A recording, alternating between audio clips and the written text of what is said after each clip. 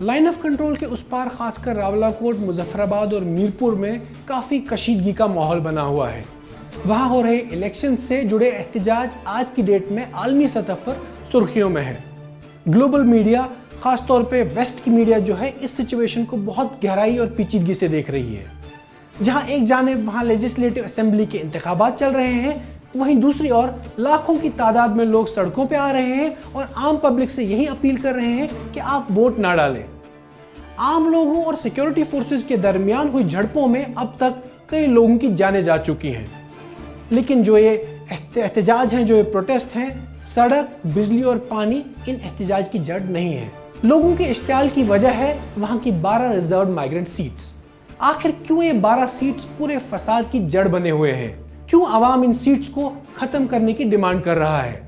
अगले कुछ मिनटों में इस वीडियो के जरिए हम इन रिजर्व सीट्स की पहेली को सुलझाने की कोशिश करेंगे।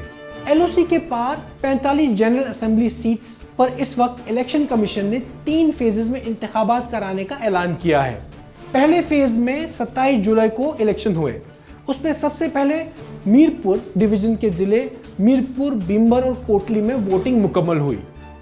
कल यानी कि 2 अगस्त एक काफ़ी अहमियत का दिन है, क्योंकि कल होने वाले हैं फेज 2 के इलेक्शंस।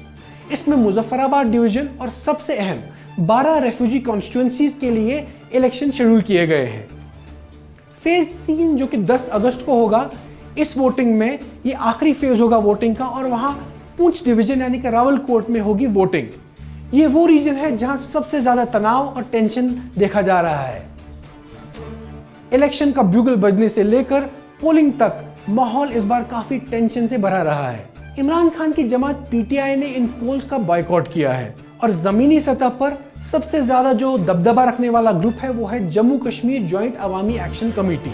उसने वोटर्स को पोलिंग से दूर रहने की अपील की है।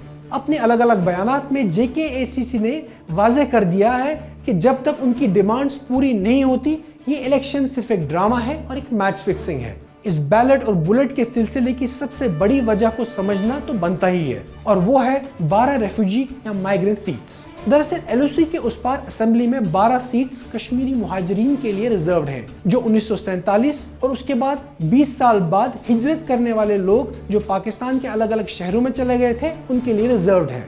इस पूरी कहानी की सबसे पेचीदा और सबसे जो दिलचस्प बात वो ये है कि इन 12 सीट्स पर वोटिंग करने वाले लोग कश्मीर की टोपोग्राफी या जो उसका जो दायरा है उससे बाहर रहते हैं। ये सिटीजन सेटल है पाकिस्तान के दूसरे प्रोविंसेस में।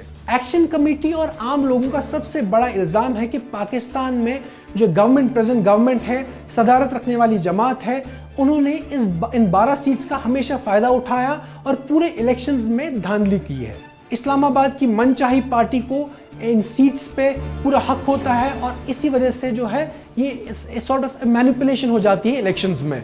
ये कहना है एएसी का और आम लोगों का। यही वजह है कि एलओसी के उस पार सालों से रबर स्टैम्प गवर्नमेंट जो है रही है, ये कहना है लोगों का। अपने मुतालबात में एक्शन कमेटी ने बार बार ये डिमांड की है कि इन 12 रेफ्यूजी सीट्स का नामो निशान असेंबली से मिटा देना चाहिए। इनका कहना है कि जो लोग इस सरजमीन पर रहते ही नहीं, वो यहाँ की सियासत और समाजी मसलों पर मुदाखलत क्यों करें।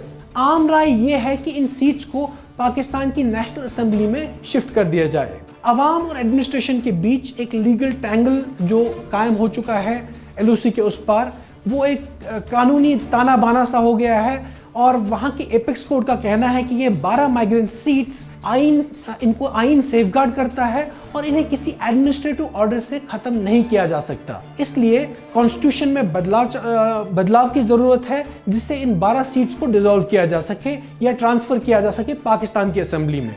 इस रवैये से वहां आम लोगों में एक आक्रोश, एक गुस्सा आ गया है। एलओसी के उस पार इलेक्शंस एक नए कैबिनेट और एक नए प्राइम मिनिस्टर को चुनने की एक्सरसाइज नहीं है, बल्कि आम लोगों और फेडरल सिस्टम के बीच एक जुडिशियल और पॉलिटिकल इश्यू बन चुका है।